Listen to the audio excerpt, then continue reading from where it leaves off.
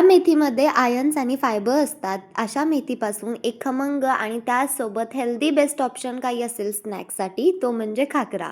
गुजरातमधील famous dish khakhra तुम्ही घरच्या घरी आरामात बनवू शकता. 1 वाटी गव्हाचं पीठ, अर्धा वाटी बेसन, त्यानंतर काही जिन्नस, ओवा, जिरं, घरातलं लाल तिखट, हळद असेल तर धनेपूड टाका, नाहीतर स्किप केली तरीसुद्धा चालेल. चवीनुसार मीठ टाकून 1 चमचा तुपाचा नक्की टाकायचा. अर्धा वाटी दूध लागतं आणि 1 कप पाणी लागतं.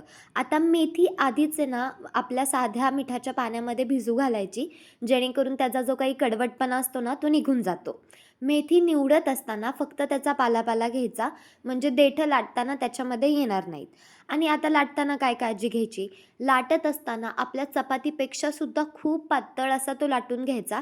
पातळ लाटल्यानंतरच तो असा कुरकुरीत खमंग तयार होतो.